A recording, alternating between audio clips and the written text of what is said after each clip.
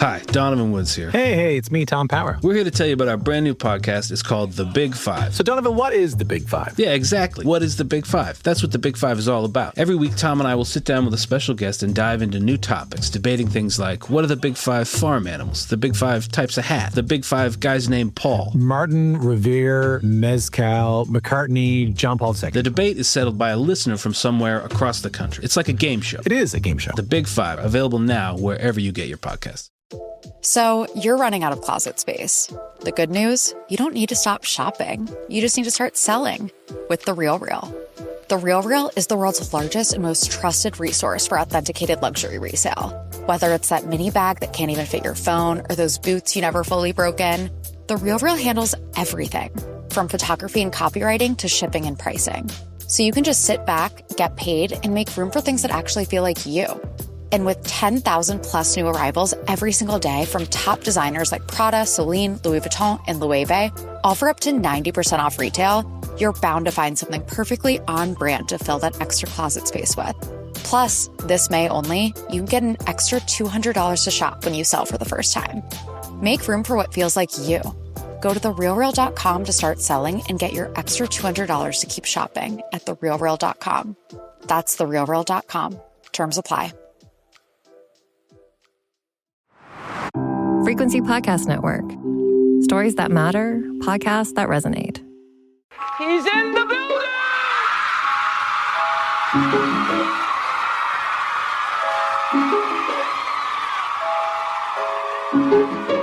Drink the moment. Drink it. I said empty your mind. Coquettish and coy. Ow. Ow. What?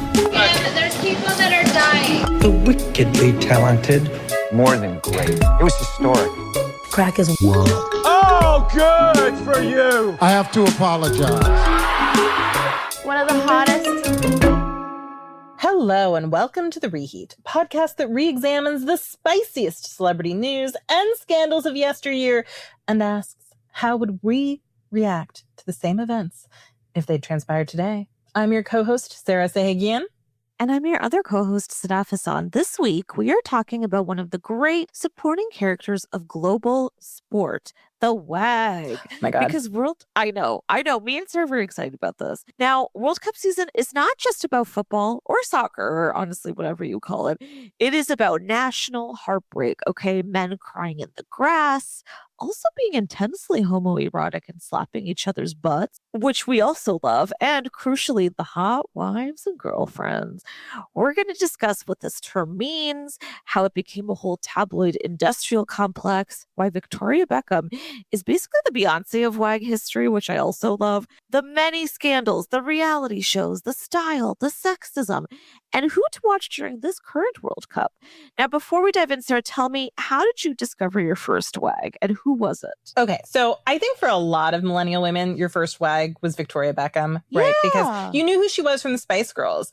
And then she became a WAG and you thought, why is everyone referring to her with this title? Is that degrading? And you're like, actually, in the UK, WAGs are venerated, especially with footballers. Well, have you seen the show Footballers' Wives? That is one of the great soap operas of all time. It's a UK show.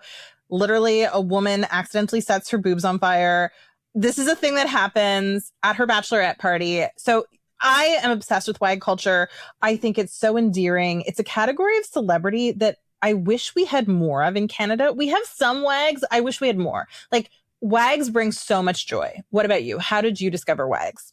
I couldn't agree with you more. We will get into more of the reality TV talk in a bit, but I was Victoria for me too. And you're so right. It's very, very British. It's all very British. We're going to dig into that. I am a lifelong Victoria lover, and I've realized recently that you're so right that the love of the Beckhams is a very millennial thing, right? Like we grew up with them. I'm never not going to love them. They could never break my heart, okay? Even with the current drama that's ongoing. I love her, and I didn't know what a WAG was either until I started hearing it pouring over from the British press. And then I was just like, wait, this is even cooler. I love that they get their own term. How amazing. You know, they should get that respect. These women go to almost every game. So I like that respect that they receive, but we're going to get into how complicated that is because there's respect on one side, which I think is with a very specific group of fans and with people who are observing and love gossip as you and I do. And then there's the whole other rest of the world, which has a big issue with these women. Let's start with the basics. Okay. If you haven't realized yet, WAG stands for wives and girlfriends. Very clever. It's typically used to describe the partners of professional athletes, definitely particularly soccer players, but really any sport it applies. The term is, as we said, British and so tabloidy. Okay, some believe it originated with the 1991 novel Polo by author Julie Cooper, which I did not know and now I really want to read. Others believe it was first used in 2002 in the Sunday Telegraph with the following line, quote, "It was never guaranteed that the wives and girlfriends, or the WAGs, as staff at the beach club called them for short, would get along. Mrs. Beckham's tongue, for one thing, has previously run away with itself." I just love that. The term waggery has also been used rather deliciously. This whole episode is about waggery, basically. Now, you might ask, why do we care about these women so much? Because I know some of you are listening and you're rolling your eyes a little bit. Well, listen, WAG culture tells us a lot about fame, how women are treated when they're adjacent to powerful men, how sports media can overlap into celebrity media, which happens quite a lot. A lot of athletes are celebrities. Sorry to tell you if you didn't know. And also how we punish women for enjoying the perks of a system they didn't invent, right? The WAG is supposed to be present, but not distracting, glamorous, but not attention-seeking, supportive, not a main character. Hello, this is a very difficult avenue to sort of straddle. And the problem, or in my opinion, the best part, depending on who you are, is that many of these women become main characters anyway. So for example, in the 00s, the WAG was chased by paparazzi, right? Left and right. They made the cover of every tabloid. Now in 2026, all these years later, the WAG is the stylist, the influencer, the model, the star. They are on the cover of magazines, not just tabloids. To understand why the word still carries so much charge, though, we need to go back to the motherland, England, the tabloids, Victoria in her massive sunglasses, and no flats. Never flats, at least for a time. Now she started wearing them here and there, which I love too. But first, I got to ask you, do we feel like WAG is a sexist term and concept? The Human Rights Commission, even at one point, like about a decade ago, called it out as sexist. And there was another journalist who famously said it is, quote, the most odious acronym in sport. I want to know from you, do you feel like it's just another way to say trophy wife, essentially? Okay, it is sexist, but if you understand WAG culture, you do get that. There are times when it is said in an admiring way, right? Because it's, let's face it, under patriarchy, being a wife is often a job. So let's look at the First Lady. She's a WAG, okay, guys? She is America's WAG. And that's what she does. She's not paid. She's a professional wife. She shows up. She can't be the main event, but she has to be glamorous and beautiful. And, you know, she cuts ribbons and she's always there for her husband's speeches, but she's not really speaking. Yeah, she's a WAG. Okay. That's why a lot of smart women don't like it. That's why Hillary Clinton didn't like it and said, I'm not just here to bake cookies. And then people got mad and said, but what about the cookie sale? You got to do that, lady.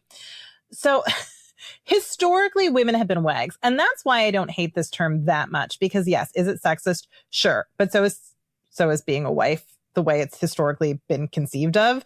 And so this is just like a cheeky, affectionate way to describe this role that women who are married to important men have always had, right? It's no different from marrying a duke and now being a duchess, right? You know, you're only the duchess because you married the duke, the important guy. So if people have a problem with this specific term, you have to have a problem with the term First Lady, with the term Duchess, with all of those terms, with the fact that Kate Middleton is a princess because she married a prince. And that's the thing. I don't hear people describing those more insidious parts of patriarchy that actually have more of an impact. WAGs are kind of, as far as patriarchy goes, if it's a spectrum, I think they're like relatively harmless compared to a lot of the other institutions. They're fun and it is a job, right? If you watch Footballers' Wives, you see that those women are therapists. They're basically personal trainers, nutritionists. They motivate them. They're financial planners. They run the household. They raise the kids. They do so much so that these men can just throw a ball around. They do everything else so that the men can focus on throwing a ball around. Okay. That's real work. And their support produces this part of popular culture that people love, which is sports, right? That's why athletes get married. There are very few single professional athletes, and it's because you kind of need a wife to be your free house manager. Yes, that was just gorgeous, Sarah. I couldn't have said it better myself. I never even thought about the political similarities, but you're spot on. And you know why I think some people would have a tough time with that? For instance, let's use Michelle Obama. Calling her a wag, it's accurate, but I think people would be like, wait, but she's a lawyer. She's accomplished in her own right. And that I love, because that's the whole problem with this, right? A lot of these women are accomplished in their own right. Absolutely. Or they get there because of this positioning that they have, and they use it really smartly and they build it into a business. But people struggle with that, right? It's a hard line. And I think people can't imagine it blurring a little bit in that sense. Okay, let's dig into it a little bit more. So technically, come on now, famous athletes have always had famous partners. Before anyone was using the word wag, people were obsessed with women attached to athletes. The model, the movie star, whoever it is attached to the basketball player, even the golf player. Marilyn Monroe and Joe DiMaggio may have been the ones who really kicked it off. And the obsession, the whole sports star plus pop star pairing is one of our oldest celebrity formulas, I believe. But the early 00s were the perfect environment for wag culture to become a thing. Why? You had peak tabloid culture. You had lad mags, as they call them in the UK. You had the paparazzi at full peak. You had the birth of reality TV, a very specific era of fashion too, by the way. So there's the fake tan, the low-rise denim, the giant sunglasses, as I mentioned, the tiny little handbags, also the massive chunky handbags, the hair extensions that were always poorly blended in. It was a time when everyone looked like they were either going to or leaving a nightclub at all times. I loved it. Sarah, you look like you're cringing fully. I am so resentful. I want to create a class action lawsuit against the fashion industry because I think it's unfair that elder millennials had to spend some of our most traditionally attractive years dressed like this. No one looked good. No one looked good. I remember watching a few years ago, I rewatched Smallville. And the female cast, I remember my husband was like, why are they so badly dressed? I'm like, they're not. They're supposed to be well dressed by the standards of the time. He's like, why do they look like clowns? I'm like, that's how we dressed. That is how we all were forced to dress. And okay, I mean, is it kind of funny? Yes. I still resent it. I resent that weird vacuum where there was no fashion. Remember, all the trends got really weird after Sex and the City ended and before Gossip Girl began. There was this time, this Wild West. It was lawless. It was lawless. I feel like it's historical record though, Sarah. I don't regret a thing because it was very amusing. Like it said something about our time, right? It was a bridging moment, I think, in fashion where there was a little bit of the previous era left behind and then we were slowly trying to move forward but struggling deeply. I always think of it as women wearing like wedges and peplums to clubs. Like that was the whole thing. Can you imagine wearing a peplum top to a club now? Like, it's so unflattering. Diabolical. Why do people wear peplum? Also low rise, where what was the point of low rise? Like really, honestly, it was just because fashion is misogynistic and hates women. It was a way to torture us. Yeah, I completely agree. And I think that was a lot of this period. But these women, they exemplified that look, right? And I have to say, like, I have no problem admitting this. At the time, I was like, they look great. I was like, I would love to look like that. But realistically, they looked terrible. But at the time, it's what we saw all the time. Yeah, right? And they were in it. every magazine. Mm-hmm. Yeah. So I was like, that's the look. Like, I would love to get some extensions. Did I need them? No. I'm a small person. Did I need giant sunglasses? No. But I was so enamored by this look, largely because of Victoria, I will say. Like, she wore it well. Though even now, I think she would probably agree it was a dark time in fashion. She was the best version of that because I felt like she wasn't as much of a fashion victim. Like she followed the trends, but her tailoring was always better than everyone else's. I mean, she had more money and more class. She was Posh Spice after all, right? She had a tailor on speed dial. A lot of the other women, I think, hadn't been given that lesson growing up about the importance of getting things, hemmed or taken in if they don't quite fit. Yeah. The fake tans were the worst of it. Everyone looked dirty. Ooh, some of you still do better. Now, then you have, as we said, Victoria, of course, and David Beckham. Victoria, already famous as Posh Spice, God bless. Still deep, hardcore Spice Girls fan over here. So, she wasn't just a footballer's wife. She was a pop star. She was a fashion figure. She was a tabloid fixture, eventually a designer. That's why she became such an important wag. She was not famous because of David, but their marriage created this new kind of celeb ecosystem. Posh and Becks, as we fondly knew them, were basically the prototype for the modern athlete celebrity couple. They had branding and the British paparazzi eating out of their hands. They had a good control to a degree, I feel, of the press that a lot of these other celebrity sports couples didn't quite manage yet. You could argue that it all really kicked off with the 2006 World Cup in Germany. Buckle in, guys, because this is fun. The England team was based near Baden-Baden, a German spa town. Forgive me if I'm not saying that right.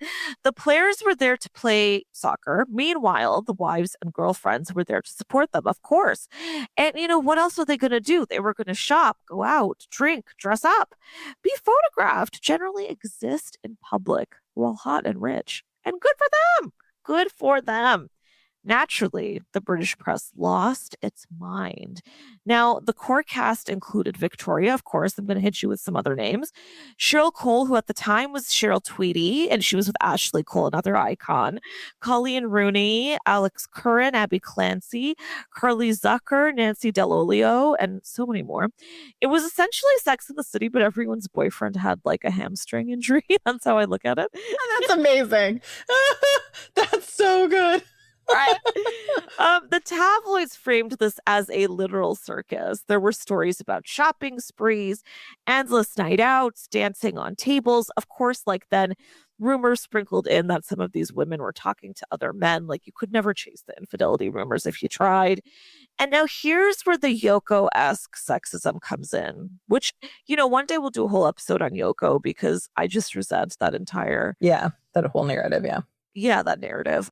And when England crashed out in the quarterfinals, there was this idea that the Wags had been a distraction and it was all their fault. In 2010, England's captain even banned Wags from staying at the team base so the players/grown men wouldn't be distracted. Notably, and this is a fun fact, Sarah, England got knocked out of the tournament way earlier than usual. Yep. You need the wife. She makes you go to bed on time. She takes the video games away. She makes you drink your water. The idea that these women were a bad influence. Also, honestly, this is just probably going to create infidelity. Let's just call a spade here. If you separate them from their wives, a lot of these men are very easily distracted when their wives aren't there. And again, they're their wives, they're their emotional support. Forget all this other stuff about how they were making the tabloids and being a circus. They are their whole lives, right? You go home, you find support in them, you vent to them, I'm assuming.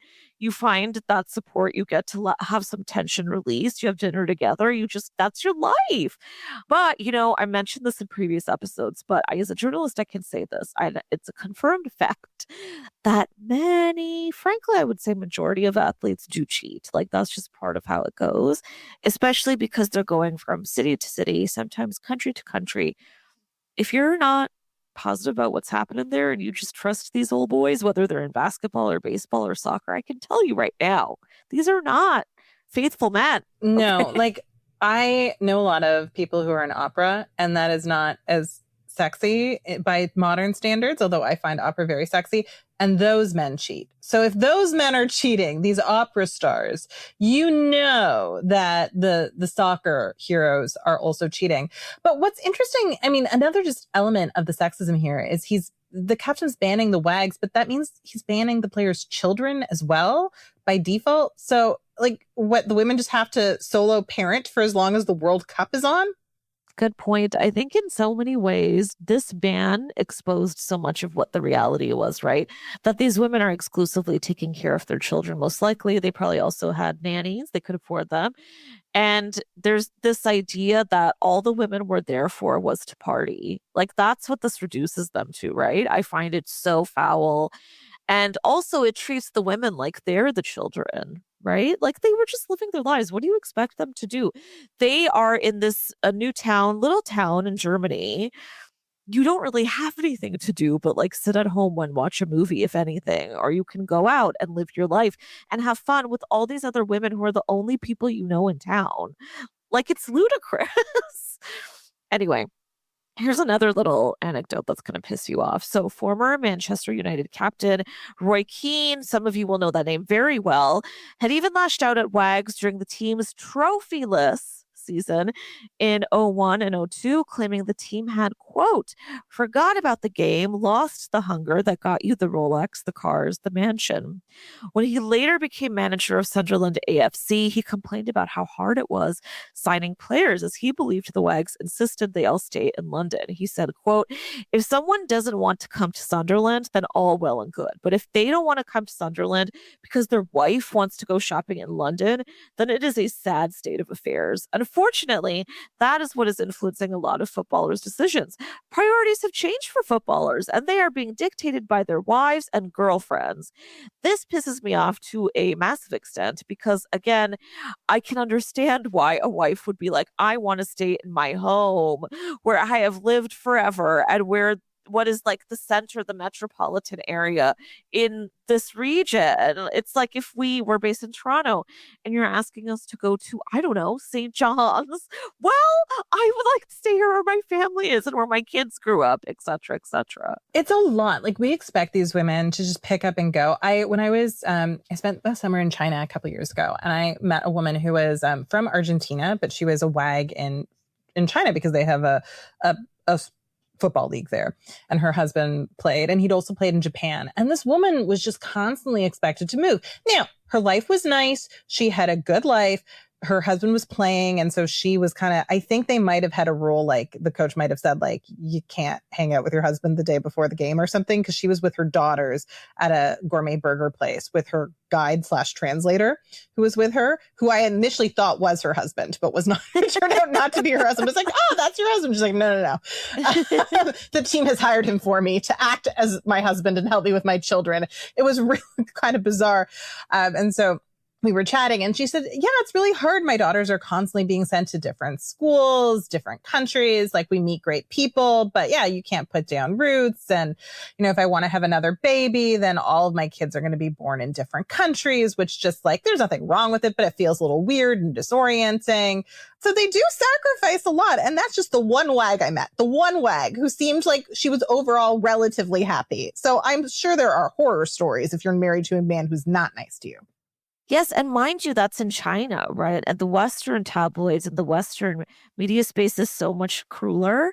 So I can't even imagine. That's really interesting. I mean, part of it too, I think, that I find so frustrating is this diatribe that Keane put out there suggests that these men have no way to make choices of their own. They're just defenseless to their wives, right? Like, these little tanned women are holding guns to their head, being like, don't you dare. I won't allow you to move to Sunderland. And it's like, no, these men are agreeing to it, and they're probably doing it for their own reasons. Like, again, a lot of them cheat. I don't think their wives can really threaten divorce or whatever, and they're going to go along with it. There's other reasons. They have families. And they want to live in London. Like, okay, here's the thing. They probably also want to live in London and are using the wives as a convenient excuse. There's no offense to Sunderland. Okay. I actually know some wonderful people from Sunderland, and they moved to London. So I'm just saying, Sunderland has a lot going for it, but I also understand why, if you want that urban experience and say you also have a job, because some of these women do, London's better for you. Imagine, Cheryl Cole. Imagine someone like Cheryl Cole. She was in Girls Aloud, right? Somebody like that can really benefit from being in a major center. Victoria did move to Manchester, which was very nice of her to do that for her husband. But honestly, given that she is now a fashion designer, probably it would have been better for her in those years to be in London.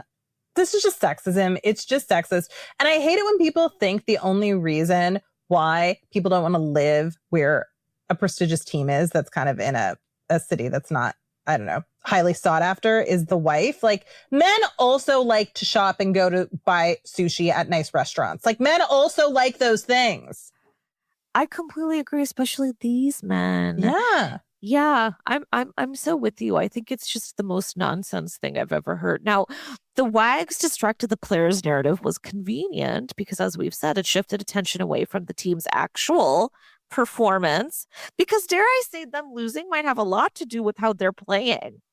But alas, that pressure went on to the women instead, who, and I think this is partly why that happened, not, I mean, obviously they're women, so that's one thing, but they were way more visible, right? And also easier to mock because, again, they're women, but also they looked the way they did.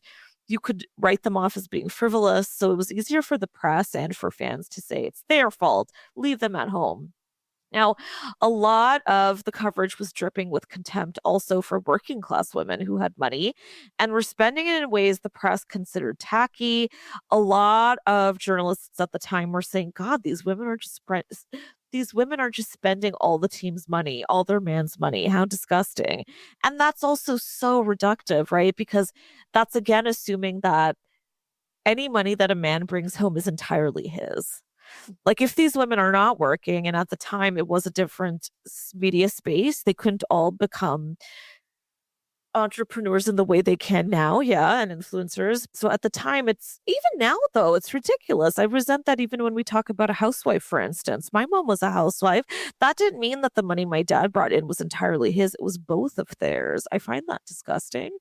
But I think there was also this idea that there's only one way a woman can display her wealth, right? And what cracks me up about this is they wanted the women to be quieter about it, to be more subtle, but their men are all the opposite on the field, right? They're screaming, they're fighting. It's such a different way of being than even in North American sports, if we compare it to Europe.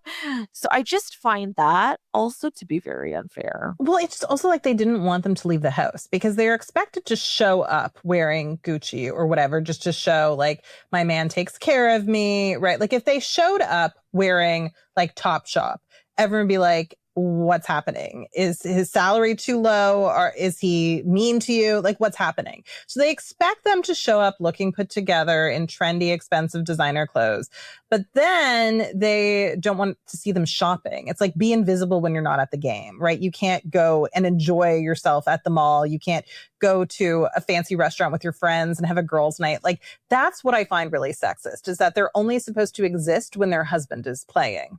Yes, thank you for saying that's a terrible double standard, impossible to walk that line. But I do think it's fascinating, and I assume that there's also been a resentment that these women who don't play sports, they're not in that world, ended up kind of becoming the whole story anyway, right? I think there was some negativity from the press for that, and a lot of fans as well, and other women too.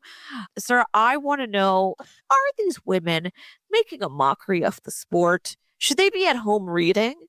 Are they not respecting their men by spending their money outside day to day? No, get it, girl. Like, I mean, honestly. Easy question. Yeah, absolutely.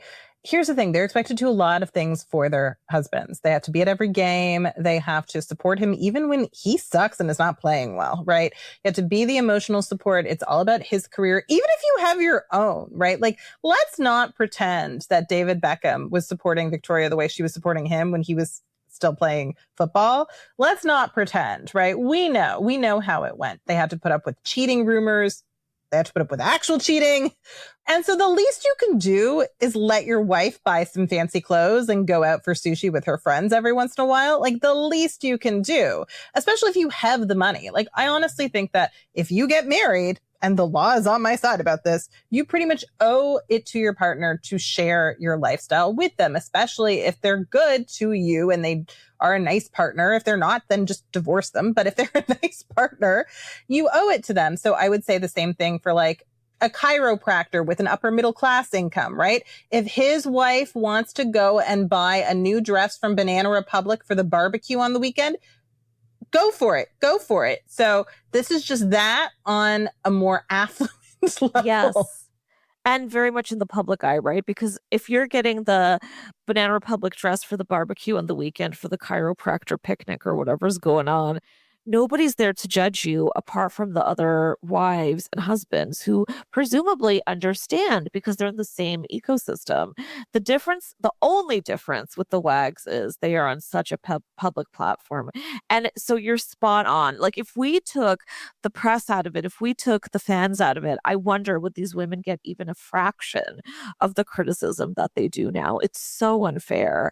In any affluent sector, even people who are not as public facing, but say investment bankers, high profile lawyers, if your wife shows up to an event and she is not dressed in nice, usually designer clothes, people are going to give you side eye, right? Like, that's kind of part of your wife's role in supporting you, even if she has her own job. So I'm just saying, you're absolutely right that it's just because they're public facing, right? If these were a bunch of iBankers and a wife showed up wearing H&M to a fancy event, people would be like, what are you doing? Like, let your wife go to like Saks and buy a designer gown, you abusive man. Like that, those are the social norms. Mind you, as you're saying, I want to elaborate on that. If these women showed up, let's say at H&M at the soccer match, you know what the tabloids are going to say? That their family's struggling. Exactly. That maybe they're going bankrupt. Exactly. What's going on? Does he have gambling problems? Yeah. What's the issue? And if they miss a game so that they are supposedly not distracting, that's also going to start cheating rumors. That's going to start the idea that maybe there's trouble at home. So there's no way to win. I hate it. Okay, this feels like a very good time to take a quick little break. If you don't know any of the names we just mentioned, use this time to go Google them. Find out who Cheryl Cole is, a legend. We'll be right back.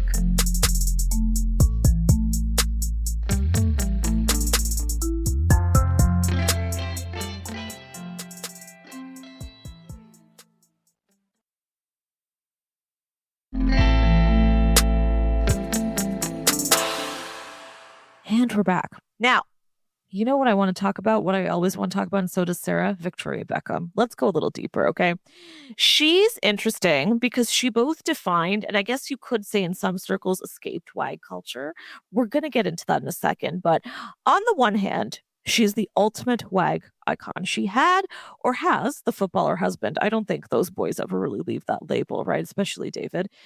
She has the media attention, the extreme glamour, the fashion evolution, the tabloid scandals, the world-famous family brand.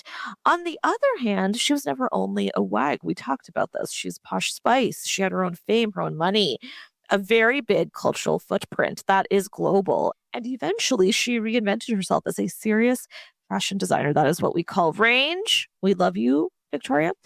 Now, the reason she matters so much to this conversation is that she created the template. The footballer's partner as fashion figure, businesswoman, media personality, brand extension. Posh and Becks are a lifestyle, okay? They're not just a couple that we love. Victoria shows how gendered the whole label is too. David was allowed to be an athlete and a celebrity and a fashion figure and a brand. Lest we forget his many, many underwear ads on massive billboards throughout the entire world, just giving body. We should get more, frankly. Now, still, if Victoria did the same thing, which she did do at times, she was treated as ridiculous for it, right? Being an attention whore, it was so unfair. It's still unfair to a degree, I would say, but things have certainly changed. She also had no problem calling out the sexism and the press. And I think that's a part of what made her Queen WAG, because the assumption was these women are just shopping. Again, they're spending their husband's money. But Victoria turned visibility into a long-term business, and she would call that shit out when it got too tough. And I think this is where the WAG paradox lives. Tell me if you agree, Sarah. The culture mocks these women for being visible, but it also profits from watching them. These tabloids would fly off the shelves because the women were on them. These women would get invited to morning talk shows. They would be sitting front row at the runways. They were everywhere for a reason. They couldn't just walk over there. They were getting invited there. But Sarah, how do you think Victoria became so much more than a WAG? Well, I mean, she had an advantage because she started out as more, right? She started out in the Spice Girls, which was an incredibly important pop culture moment for millennials. And they still have resonance today. Like, kids still know a lot of their hit songs. So we can debate the quality of their music, but I maintain that Spice World is the most feminist movie ever made. Go watch Spice World if you haven't seen it, guys. super feminist. So underrated. Get the VHS. Oh my God. It's like radical. And it was marketed to children. It normalizes single motherhood. It normalizes raising your children with a village, because their whole thing is they want to be supportive of their friend who's about to have a baby and whose boyfriend has kind of abandoned her. Like, that's literally the plot. It's so feminist. It's lovely. Anyway, great film. She was already an icon. And then, of course, she became Queen Wag because her husband was the best footballer and she was also the most famous wag. And so, yes, I feel like her stature was already impressive enough to people that she was more than just a wag. But somebody like Cheryl Cole also was doing things. She was trying her best. I actually feel bad for her because I think the media was pretty reductive to her, and she's very charming. I don't know if she's like traditionally talented, but she had charisma as a performer, right? I think she was a good pop star, Sarah. I agree. I think she was a good pop star. And actually, to be honest, probably a better pop star than Victoria Beckham. Victoria Beckham got lucky that despite not enjoying singing or dancing, she was in a group that became so famous. Victoria Beckham is an amazing personality. I actually think she's very smart. I think she's a great fashion designer. I think she's really funny. She could actually probably have been a stand-up comedian. She's hilarious. What she originally became famous for is funny because it's so not in her wheelhouse at all. It's true. What she said, right? Like, she said, listen, I wasn't much of a singer, wasn't much of a dancer.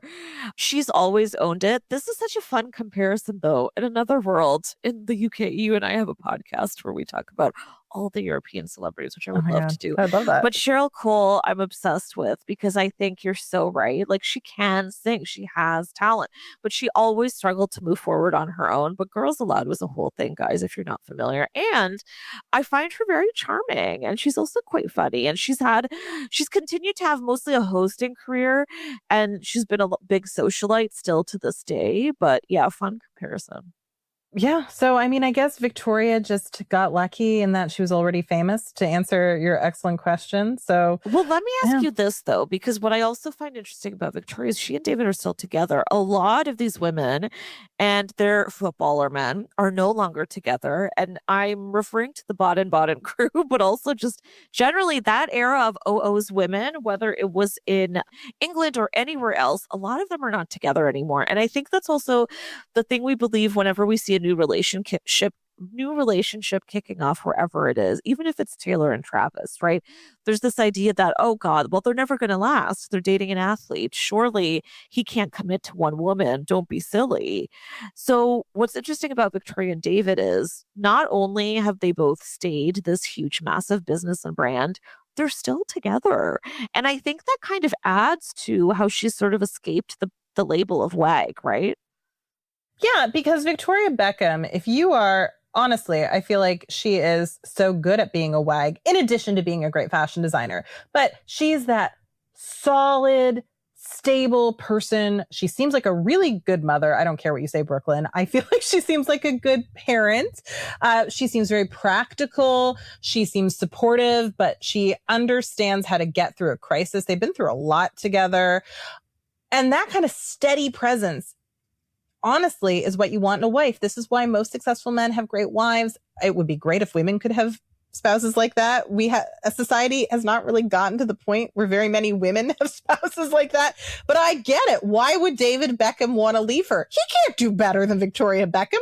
She is, I feel like, probably the best wife in the world. Oh, yeah, I think so too. May I add to this that I think you cracked it. I think that's what makes them work, is that they very much love each other and they don't hide it, right? So she, for instance, they both always post about each other on special events, birthdays, whatever, but even just random and in between. Like, I think for a lot of wags, if you go check out their Instagram, they probably have posted their man a million times. You go to the man's page, you don't even know if he's got a woman on his arm, right? But with David and Victoria, it's not like that. He's constantly posting how obsessed he is with her. She does the same thing. They've been together for years. Granted, they're both so gorgeous still and funny, and I think very fun. They've got this beautiful family that they're still raising, and they both seem very satisfied, and they tell us all the time. He's still showing up constantly to every event she has for work. He's at the runway shows, he's at the launches, he's at whatever she's got going on. He's praising her, and she does the same thing for him. I think that is actually quite rare in just the general celebrity ecosystem, whoever we're talking about. So just specifically these two, they stand out on their own, in my opinion, right? Yeah, no, they're fantastic. It's true love. It is. Yes. I mean, I feel like this is the closest thing we have to a male wag right now is actually, I think, Justin Trudeau for Katy Perry, because he's all like, I have to be a supportive boyfriend. I'll even abandon Team Canada for you, Katie, which I didn't love. But I feel like he has wag energy. He really understands how to be a supportive male partner. So other men, take note. I mean, do I love everything about Justin Trudeau? Am I a stan for him? You know, I disagree with a lot of decisions he's made in his life, but I think that their men could learn from his wag energy. That is so good. That's a clip right there. We're clipping that. Now, let's talk about all the other elements, because there are many things that make these women wags. Now, we touched on this, but I want to go a little deeper. Their style, which honestly, I think should be hung in a museum somewhere. So there's the fake tan, as we discussed. There's the big hair, the chunky designer bags, the low-rise jeans. That Sarah hates, the white denim. The wedges. Mind you, this is a whole outfit, right? They would do all this all together. Yeah, but wedges are comfortable. They get a bad rap. But you know what? If you want some height and you don't want your feet to hurt and you want to be able to balance, I actually am a stan for wedges. Bring back the wedge. Okay, I support this. I mean, listen, if you're in the stands and you've got to get up every 5 minutes to do a little cheers, you want the wedges. Yeah. You want the wedges. Now, there was something, I know some of you are going to be shocked at this, but there was something aspirational, but also very accessible about this style. It wasn't runway fashion, which I feel like used what you would see from some celebrity wives at the time, right? It was more like mall glamour meets private jet. So it felt like, you know what?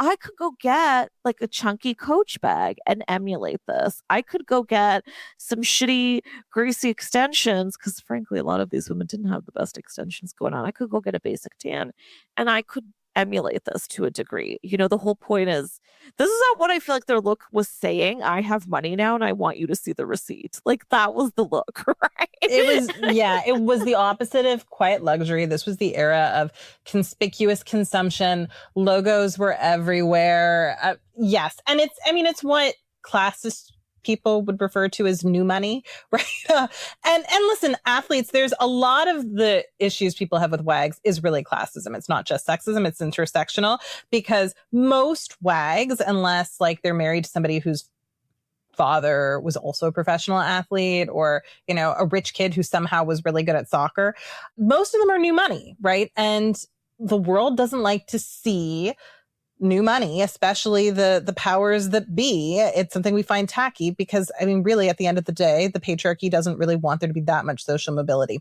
So that's why that style is seen as tacky, whereas quiet luxury is all like dressing the way Elizabeth II used to dress. And, you know, I actually love the way she used to dress, but it's, you know, buying a Barber because it will last for 20 years, right? Investment pieces. The right people will know that you're wearing the right clothes, right? It's this secret language. It's this code. But a middle-class girl on the street, she won't be impressed by your clothes, but you don't want her to be, because you don't want her to know the secret that you are rich. Nailed it. Exactly. A Sunday Times reporter in 2006 wrote, quote, "Far from using dark glasses to encourage others to leave them alone, wags treat them as a weapon to attract and excite the paparazzi." I think that's fascinating too. I mean, I think a lot of the time they just wanted to be hidden. And yeah, maybe it was to attract the paparazzi sometimes, but like it was the look of the time. I don't think they were saying, "Hey boys, come over, stat me real quick." Like, there were a lot of other ways to detect these women. But what's interesting to me about this quote is that every little element of their style was used against them, even the sunglasses. There's no way to win. Oh my gosh. Sometimes it's sunny. Sometimes it is sunny. And all sunglasses were shaped like that back then. It didn't matter whether you were wearing Chanel or you were wearing stuff you had bought from like H&M on the sale rack. It didn't matter. So yes, people were just looking, as you've said, for reasons to hate these women. And we were used to seeing them. We weren't used to really speaking to them in detail because we didn't have social media in the same way back then. So we didn't know what their opinions or interests were, right? So all we knew was what they looked like. And then we're just seeking out ways to criticize these poor women, right? Like, it's just awful. It's so sexist. Yeah, well said, though. They were not three-dimensional. They didn't get to be. But yeah, I think all of that really is partly why people were so mean about it, right? Wag style was also ultra feminine. As we know, the world hates that. It was flashy. It was loud luxury. As Sarah said, it was new money.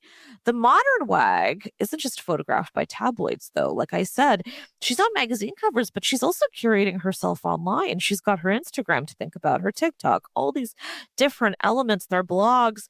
So now you see polished minimalism, designer streetwear, luxury neutrals, Pilates bodies, custom jerseys. It's really interesting how it's shifted. There's also the famous tunnel fit that I personally enjoy, which we see in the NBA, we see it in the NFL. These athletes walk through the tunnel, they're wearing their epic outfits. LeBron, as we know, loves to carry a purse, which is pretty fun. And, they get to walk through the tunnel, they have their fashion moment. So they've become fashion figures themselves. So that means their partners, more than ever, are part of that fashion branding and ecosystem too. So now when you're seeing the modern wag, she's not just wearing the brand, she's monetizing it, right? It's a family effort. The Daily Mail once put it, I love this, quote, "Today's wags are less Chardonnay and more Chanel." It's true. Oh, well, do you know who that's a reference to? Chardonnay? It's actually a person. Oh, no. Okay, so it's a reference to, because I know it also sounds like it could be the wine. So it's a reference to one of the leads from Footballers' Wives, who was a model, kind of like Jordan. I don't know if anyone knows who Jordan was. Yeah, she was a glamour model back in the day, and she was one of the Footballers' Wives. She's the one who lit her breast on fire at her bachelorette party. It's a real thing that happened to that character. And her name was Chardonnay, which is a ridiculous name. And it was supposed to be a ridiculous name, right?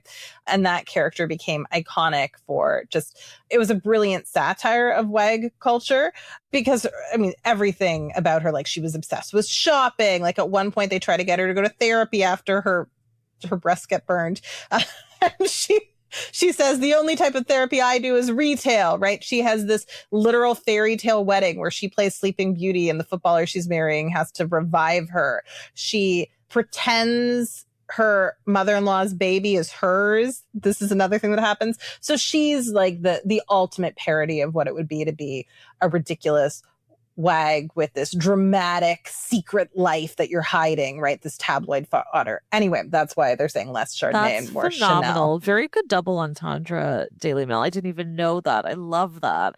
Well, now, okay, you know what? Overall, we get to this point. We've done a bit of dissection. These women, a lot of them now, they have their own followings, brands, businesses, careers, identities. Do we feel like at this point, wag is dismissive? I think, you said this earlier, Sarah. I think even now is still a part of the branding. I don't know that their businesses are the same without the brand necessarily for some of them. Obviously, the Victorias, the Cheryls, they're a bit different. They had that beforehand. But for a lot of the women, even now, they don't have that, right? Like Taylor Swift is one thing, but then all these other women, that's a different ballgame. Pun not intended. I love that. I appreciate what you just did there. I agree. And it's interesting because we have two of the most famous women in the world recently became what could be categorized as wags, Taylor Swift and Kim Kardashian. Different sports, but, Taylor Swift became a football wag. She was there when Travis Kelce won a Super Bowl. She kissed him on the field. And then Kim Kardashian is now a Formula One wag, which is one of the fanciest types of wags. Like that's a really high-end wag, which I love that for Kim. That's the type of wag she would be, right? A luxury wag. But it's interesting because last week we talked about Kim Kardashian being at the Grand Prix in Monaco, and I even said she was cosplaying as a wag. Like, obviously, she's not really a wag. So you're right. Like, it is a dismissive term, and we don't equally apply it to everyone. It is interesting to me why I'm okay calling Victoria Beckham a wag, who is so accomplished in her own life. Right. Like, she's, I would say, at least as accomplished as Kim Kardashian. She's a bit older. She's had a bit more time to do things. But part of me is, I think Victoria doesn't mind being called a wag because as much as Victoria Beckham is a businesswoman and a former pop star and a mom, she also is a very dedicated wife. And I think she probably is proud of how she supported David Beckham when he did his best work. Like, I actually think she would take pride in that, just like he would take pride in her accomplishments. Like, I feel like he kind of is a male wag too. So it's okay. Yeah, exactly. I feel like it's reciprocal there. So it's fine. But you're right. I think oftentimes we just apply this label to women where we dismiss them and feel like they're not doing much else, even if they are accomplished and we just don't know about it. I think if we look at Victoria again, she's got such a long list of titles, right? And WAG is probably the one at the bottom. Like, you almost don't think about it anymore. Same goes with Taylor, same goes with Kim. And then especially if you are someone who is not a sports fan, who does not pay attention to celebrity sports culture, you might not know the names of any of the current girlfriends, though we will educate you shortly, so just you wait. But for those women, it might be easier to just say WAG because you don't know their names and what they've got going on. So there's definitely a separation there. Yeah. So listen, all of which is to say, Sarah and I do agree. It can certainly be a dismissive term at times. We're not saying it's not sexist. It is. But we're also saying that we don't write it off completely because there is something special about it. And in specific circles, we venerate these people. Okay. Like, I love a WAG.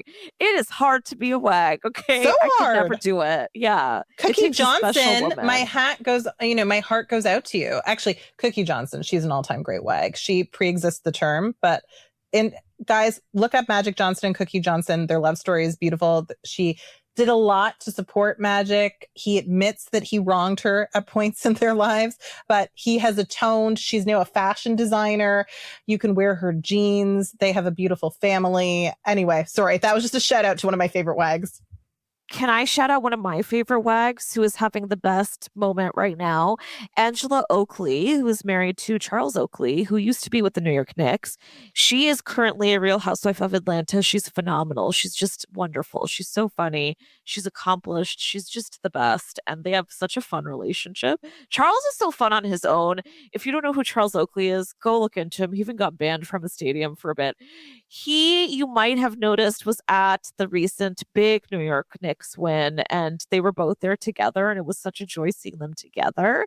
And then she just stepped out in this gorgeous floor-length New York Knicks jersey dress, and it just took me back to the OO's WAG era. You know, like, we don't get to see this kind of fashion anymore. Once in a while we do. Like, I keep going back to Taylor because I think she's the biggest example right now. Like, she'll put on the hoodies and stuff, and she'll color coordinate, but we know she's not a fashion girl. Okay, I'm sorry. Angela, on the other hand, and we'll include links to photos so you can take a look for yourself. Stunning. She killed it with this dress. Anyway, a stylist dream, right? Because these women, fashion is their job, right? They're photographed all the time. So with all due respect to Taylor, I mean, fashion's not her job. And understanding how to dress for certain occasions is a skill. That's why people pay stylists. So that is, I'm so with you. I love WAG fashion because these women do put a lot of effort into it. It's very intentional. It's usually interesting. You learn about a lot of trends because these women are on top of trends in a way that even average celebrities often aren't, because they're away on set filming a movie and they're not paying quite as close attention. Yeah, to the point where Angela stepping out in that dress, what a fashion moment. And also made me think, oh, this is so cyclical. Like, we are right back to the OOs in some ways, in a great way. I hope, anyway. Now, of course, you cannot talk about WAG culture without talking about scandal. There have always been cheating scandals, breakups, affairs, messy divorces, PR crises to last a lifetime. The WAG was often placed in this impossible role. She's expected to be beautiful and supportive, but when the men behaved badly, she also became part of the drama. Now, one of the biggest WAG adjacent scandals is, of course, the Beckham marriage, weathering years of tabloid attention, including infidelity, as Sarah mentioned earlier. If you don't know about that, go dig into it. Then you've got Cheryl and Ashley, who we also mentioned. Their marriage was constantly in the tabloids. This man put her through it. The endless cheating, okay? Endless cheating. I don't even need to put an allegedly there, okay? He admitted to it. Now, the greatest, however, WAG scandal of all time, or at least my personal favorite, sit down for this, okay, is called Wagatha Christie. Wagatha Christie is Shakespearean, dare I say. Here's the very quick version.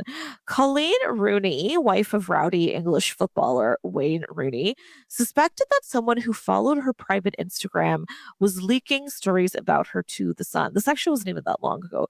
So she posted a series of fake stories, each time limiting who could see them until she narrowed it down. Very clever, I think. Then in 2019, she publicly accused Rebecca Vardy's account. Rebecca Vardy, another wag who is married to athlete Jamie Vardy, denied it and in fact sued Colleen for libel. The case went to court in 2022 and it had everything. It had WhatsApp calls, phones allegedly lost in the North Sea, Instagram screenshots, tabloid gossip, 2 women sitting in court while the entire internet treated it like prestige TV it was. And you can look up their outfits too at court. Now, ultimately, Rebecca lost the libel case. That's right. The court found in favor of Colleen, and Rebecca had to pay her legal fees. Mind you, Colleen really went through it. There was also a time when Wayne admitted to soliciting sex workers, and she stood by. She stood by his side. That's another tough part of being a wag. But this woman went through it. Anyway, I love the Wagatha Christie era. I love the name that it was dubbed. Listen, British people, very funny. Now, all this wag drama does not just stay in the tabloids. How could it? In the UK, there was the juicy drama series Footballer Wives, which Sarah mentioned. Thank you, Sarah. It was camp. It was ridiculous. It was glamorous. Basically what people imagined wag life to be if everyone had the emotional regulation of a soap opera villain. Now, I only saw a couple of episodes, but Sarah, you have me wanting to go back and watch it in full. And so I will find out where it is streaming and we will let you all know. Now, in North America, the craze spread, of course, and the reality series were born. We had Basketball Wives, Wags Miami, Wags Atlanta, Hockey Wives here in Canada. The women were no longer just side characters in sports narratives, but the main characters, I think, they were always meant to be. The shows also, however, reinforced hierarchy, and we see this in Bravo shows too, particularly the Real Housewives. A lot of the talk was about who's married, who's just a girlfriend, who has the richer partner, who has access to the inner circle, who's replaceable. Sarah, I know you watched Footballers' Wives and you loved that. Do you feel like there's still an avenue and a space for content like this, or is it also a bit dated? Because we don't really have any shows quite like this now. We do have Real Housewives, and I think that's kind of become where it's all graduated to. So you see women who are, many of them are with athletes, but a lot of them, surprisingly enough, are single. Yeah, it is interesting that more of them are single than were in the past. I don't think that that's strategically smart for them. Look at all the things your wag can do for you. So I have to shout out Cristiano Ronaldo's long-suffering fiance. Oh, yeah. Literally how I described her in our script, long-suffering fiance. This man, he's now claiming he's going to marry her. This is how badly this man didn't want to split his assets with this woman who does everything for him. He now plays in Saudi Arabia. He sought special permission from the Saudi government not to marry her. He's like, I want my girlfriend to move here to Saudi Arabia with me. She raises my kids for me, but also I don't want to marry her because, assets and preserving my wealth. Can you do me a solid and let me move her here? And they're like, okay, sure. You're good at football. And by the way, part of why he had to get that exception was because legally in Saudi, if you're going to live together and you're a couple, you've got to be married, right? That's the stipulation. Yeah, absolutely. And so now he has proposed they're going to get married. This woman has been through so much. So he has a son from a relationship where the mother is a mystery. No one knows who she is, but he has full custody. He has these twins he conceived through surrogacy, like intentionally. He brought all of these children into this relationship. Then they actually had 3 children together, and very tragically one of them died, was stillborn, one of his twins, his twin son, with Georgina, his partner now. So this woman has been through a lot. She's raised a lot of children for him. She's been through the loss of a child. He claims he's going to marry her. He hasn't yet. So I really want this man to marry her. If he ever, this man who's worth over $1 billion, left her and did not take care of her for the rest of her life in a very luxurious style, I would riot in the streets. Like, this woman has earned it. Well, yeah, I completely agree. And we're going to get back to it in a sec because I think that's the thing here, right? Like these women are having to juggle and accept so much about these men and their lifestyles. It is a big price to pay to be a wag. I think a lot of people assume, well, you're going to be wealthy. What more could you want? You get like season tickets to whatever sport it is your man plays. But God, I think there's so much more to it, which is why when I say I could never do it, that's a big reason. Okay. It's too much. Now, we're going to get deeper into her and some of the other women in just a sec. So bring your notebook if you want to know. We're going to make trading cards of all the wags, honestly. Okay. We're going to take a quick little break. We'll be right back.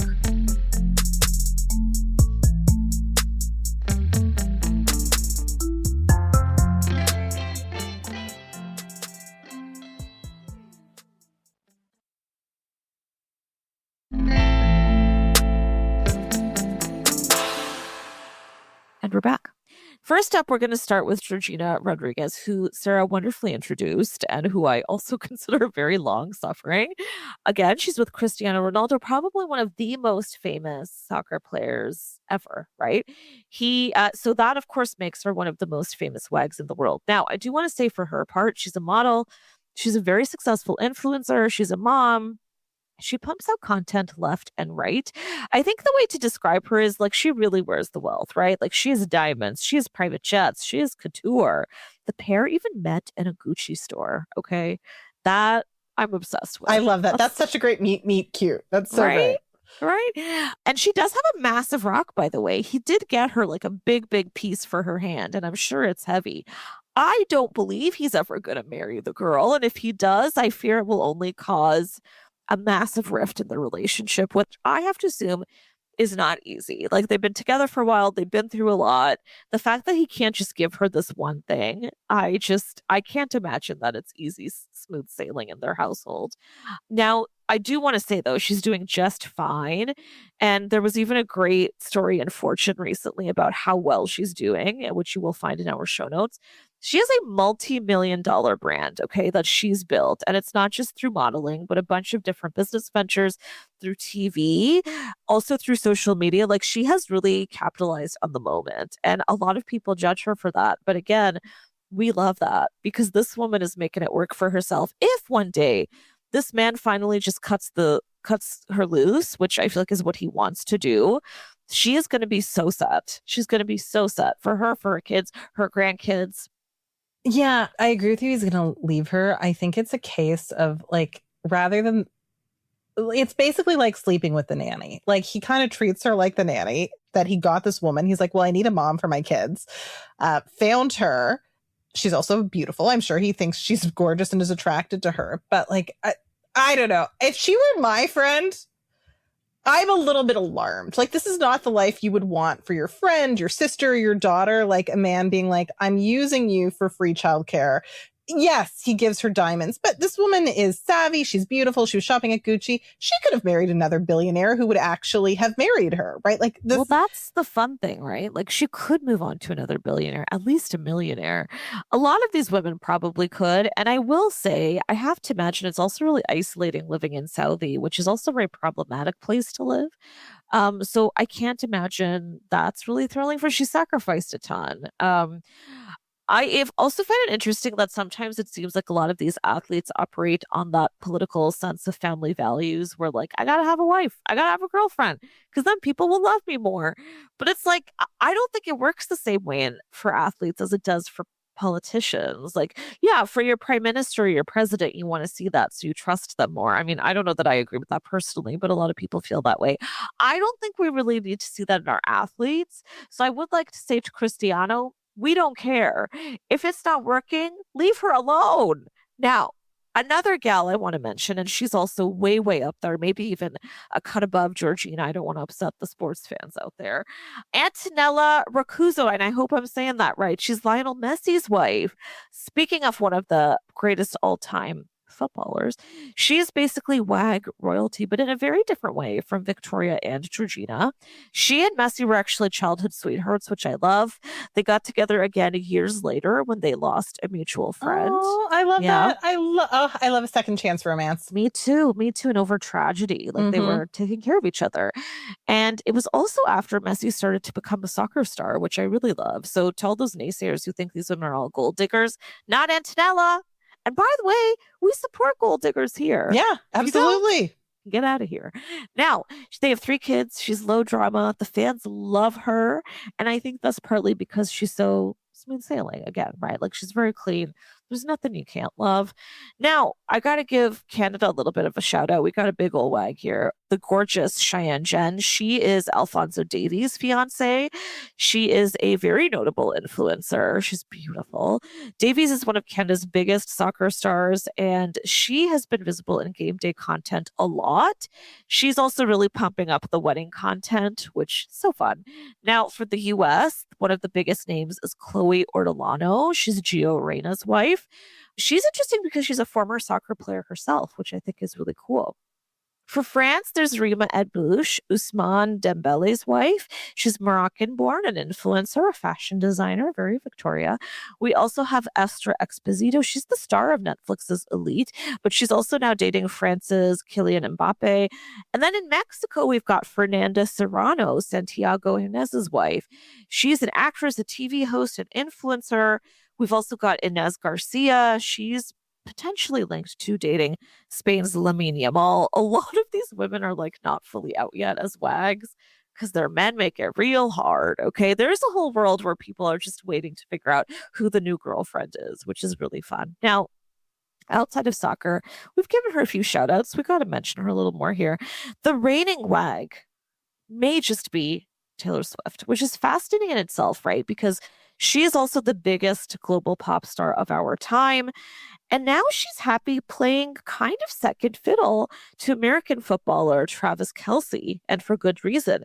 It has massively enhanced both of their brands and introduced a whole new audience to football, which is kind of incredible. Like you've got young girls walking around in KC jerseys, right? Kansas City jerseys, because that's who Travis plays for. It's kind of wild, the power that she has. So it doesn't hurt Travis. It doesn't hurt his team.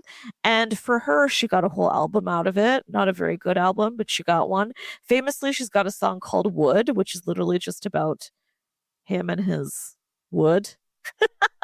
It was like she had sex for the first time. Like he's clearly awakened her in some kind of way. So it's really catapulted them. And we've talked about this before, but they're getting married soon. So that's going to be like the sports wedding of the century, potentially. Let's see what happens. Basically, I will say this. There's no way they're going to have a low-key wedding, right? You just can't. They're 2 very massive stars in 2 separate industries. That's massive.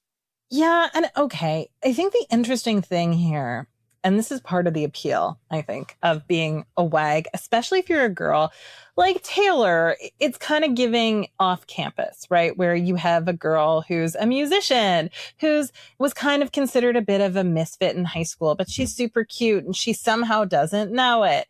And then the hockey player likes her. And at first she's like, I don't like sports. But then it's really hard. This is part of the fantasy to resist being chosen by the guy who wouldn't have chosen you in high school. It goes both ways. It's also guys love being chosen by the girl who wouldn't have chosen them in high school. That's why every billionaire marries a model, right? It goes both ways, right? This is one of those things where everyone does it. And there is something to be said for that. It's kind of fun. It's kind of sexy because it's, it's not expected. And I think she's enjoying, and I'm not judging her because I think a lot of us, whether we admit it to ourselves or not, would enjoy this. She's enjoying being chosen by the prom queen, right? By the homecoming king, right? She's enjoying that. Her life has come full circle. She wrote You Belong With Me, where she's on the bleachers watching the guy. And now she gets to marry this man. Now that is the man she's literally marrying, the football hero. It's hard to resist, even if the guy's not that great. Like when I was watching Off Campus, I was like, dude, you're not going to like him 5 years from now. You have nothing in common. The guy is struggling to do critical thinking in a philosophy class. What are you going to talk about other than hockey? And apparently now, if you watch the show, he doesn't even really like hockey that much. So I'm like, the guy likes nothing, like at all. He's just kind of cute. But, that's part of the WAG promise. It's being chosen by the guy who could choose anyone. And yes, he'll probably cheat on you, but you get to be his bona fide. You get to be the girl on his arm at the game. You get that legitimacy. And in patriarchy, where one of the things that people convince you the best thing to be is a wife or an official girlfriend, how do you resist that? Yeah. Absolutely. The mistress never gets to be on his arm, right? She's never at the game, at least not up front, at least not in the team box. You never get promoted unless you're Camilla Parker Bowles. The only mistress who ever got promoted. Good for her. God, and that's a WAG too. Yeah, that's a WAG. That's a WAG. Ooh. Whereas we could say Princess Diana did not want to be a WAG, but she was, and she hated it. God, I love that comparison, Sarah. I will be dining out on that for a long time. Yes, thank you. I didn't actually realize that Taylor is literally living her dream if we go back to that beautiful song that I actually still really love. You know what I want to know? Is she going to play that song at her own wedding? Okay. Now, listen. I wouldn't put it past her. It's kind of cringe unless you do it in a knowing way, right? Like where it's like, this was my fantasy boyfriend. This is the one I always wanted. And I got him, right? Like I got the boyfriend I always wanted when I was 15. I literally wrote a song manifesting you, right? So I'm hoping she is. Like, this wedding is going to be hilarious. Like there's a real scenario where like 30% of the bridesmaids have dated Penn Badgley. Like this whole wedding is hilarious. And for so many reasons. But yes, I hope she walks down the aisle to You Belong With Me. I think that's the right choice. I would love that. I would die personally. Frankly, I hope she does it. And I want to add one other note here, and some of you are going to get mad at me for saying this, but Travis Kelce does have a history prior to Taylor of dating women of color. And I always felt this is a man, he likes a little seasoning on his arm, and I love that. I love that. So there's a lot that's been said about a white man, particularly at this level in sports, at celebrity, who then chooses ultimately the white girl who looks like your conventional magazine cover model, right? Like there's something to be said about that. And I think we can probably say that for a lot of these athletes, that who they choose in the end says a lot about the industry that they're in and what society is going to say.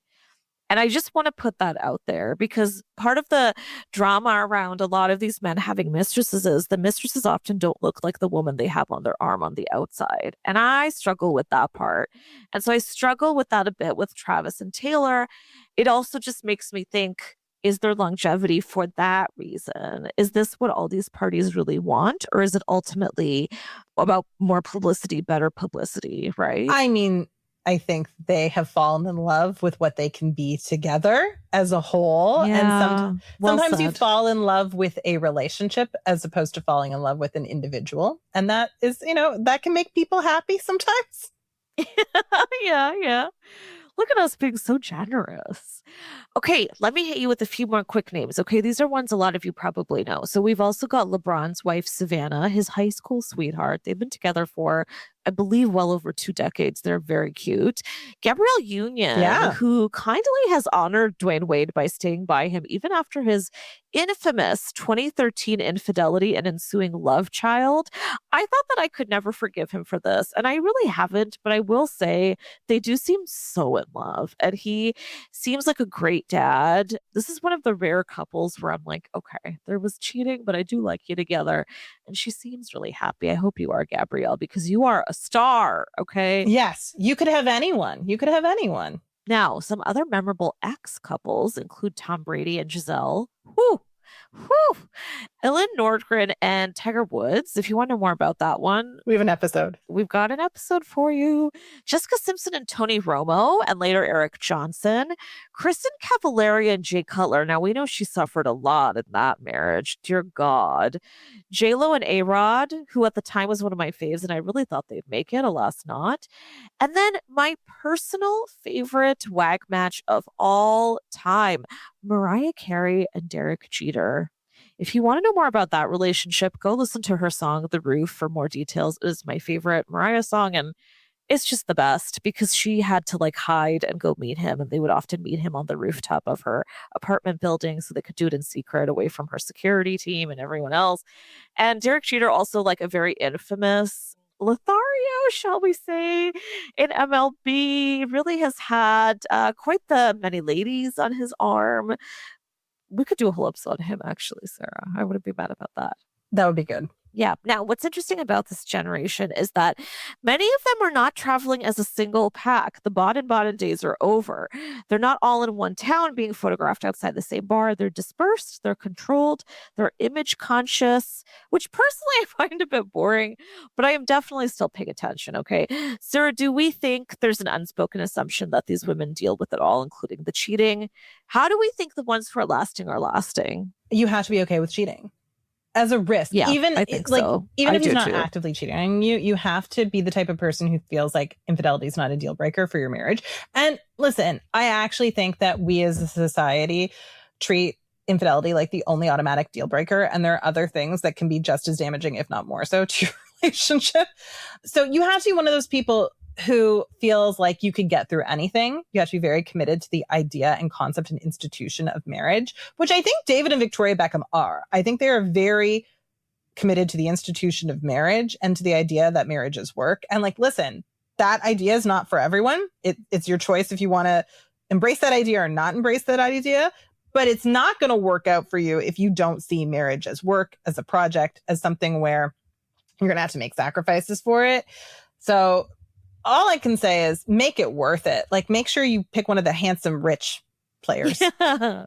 Yes, absolutely. Get some babies out of it if that's what you want, Yeah, I think ultimately a lot of you are listening and you're thinking, okay, wait, so can we be okay with the term wag or wag's dead? I think wags are not dead. Wags are never going to be dead. And as Sarah wonderfully pointed out, they exist in so many different industries. But I do think we got to stop acting like we're above the wag. Okay. I love seeing who these women are dating. I love seeing who these athletes are dating. I think it's just fun. And again, it says a lot about our society. And also so many of these women today are making so much of themselves. They've built platforms and brands and businesses of their own. Now, you may not agree with the brands and the businesses that they have, but who gives a shit? Like, they are taking care of themselves, their kids. They're building whole lives. So frankly, they're prepared if it doesn't last. I hate saying that again, but the reality is that a lot of these couples don't last. Okay, they just don't. And so I think the fact that these women are equipping themselves for the future, well fucking done. I also think the internet's in a better place for this culture now, like it wasn't really equipped, oddly enough, prior to social media. I think in the social media age, bizarrely enough, because this is a little more rare, but it suits these women better and this culture better. Okay, now I want to move on to our final segment, which is usually hindsight is 2026, but I'm changing it up a little today, okay? I want to play foresight is 2026. I want to ask you, Sarah, if you were a wag, whose arm would you like to grace, or what hab would you like to grace your arm? Hab being husband and boyfriend, which we never use and we should. Okay, I want to answer both. Okay, so if I'm going to be a wag, I want to be in a lavender marriage with one of the stars of Heated Rivalry. Preferably the Russian guy, because he's fun. And I feel like he'd give really great pep talks to my kids. I think if they had a spelling bee, he'd like, "This is your chance. You will win in front of your fucking classmates." Like, just screaming. If you haven't watched the show, he's a very motivational speaker. And I would like him to just yell that at me every day when I'm going to work. Like, "This is your moment. You're recording your podcast with Sadaf. You guys must impress your fans." I want that. Yes. I want that motivation, that coaching. Yeah. Yes, Ilya. Yeah. Yes. I would call you during Ilya's pep talks and like he could yell at you too. He could yell at both of us. You're very aroused already. We do our best work. But who do I want as my hab? Okay, this is a really good question. Because like a hab is like a wife guy, but he really means it because it's like all about your career. Justin Trudeau, as you mentioned earlier. Yeah. So I think he's the best hab we have right now. I do too. I actually would love that for myself. I would too. He's handsome. Yeah. He enunciates. That's very important to me. And he seems really, really supportive. He will betray his country to go watch you do your mediocre singing. Like, I love that for Katy Perry. I know. And I would love that for either of us. So I think we could share him. I'd share him. I think he's a good enough hab that he could be a hab to two women. I think he'd love it. I think he would be very good at it, oddly enough. I love these answers. Okay, if I were a wag, I would listen, you guys know I love baseball. I would be a wag for honestly anyone on the Blue Jays roster. My boy right now is Vladdy Guerrero. I would love to be, I mean, listen, he's a taken man. Okay, so I'm not proposing anything mad here, but assuming he was not, happy to fill that slot. So happy. I think he's a fun guy. He's so funny. He loves being out on that field, and he is so committed to the Blue Jays and to Toronto forever. So even though he's transplant, I know he'd be here forever, and I could stay in Toronto. You know, nobody's going to shit on me for bringing him back to the city. Okay. So I love that. I think we'd look good together too, dare I say. Yeah, you look Also, great. Listen, baseball boys have juicy booties. So I love that They for do. me. Now, in terms of a hab, yes, I would love a little Trudeau action, Sarah. I think he's the man of the moment. He's the hab of the moment. May I also say, and this will surprise no one, especially you, Sarah, a little Ben Affleck. You know, I think, and some people will disagree with me, I think he has hab ability. Okay. I do. And you know why? I feel like he really loved Jennifer Lopez deeply. And I also think, as terrible as he was ultimately to Jennifer Garner and the shit that she had to go through, I do enjoy the way he seems to be able to co-parent with her, and they're still so friendly. And I think just the fact that he keeps going, Sarah's not convinced. She's side-eyeing me deeply. But the way that he also keeps going back to Jennifer Lopez, he loves that woman, okay? Like, I think the ability exists. Would he be a good hab? Perhaps not. Would I adore him on my arm? Fucking yes.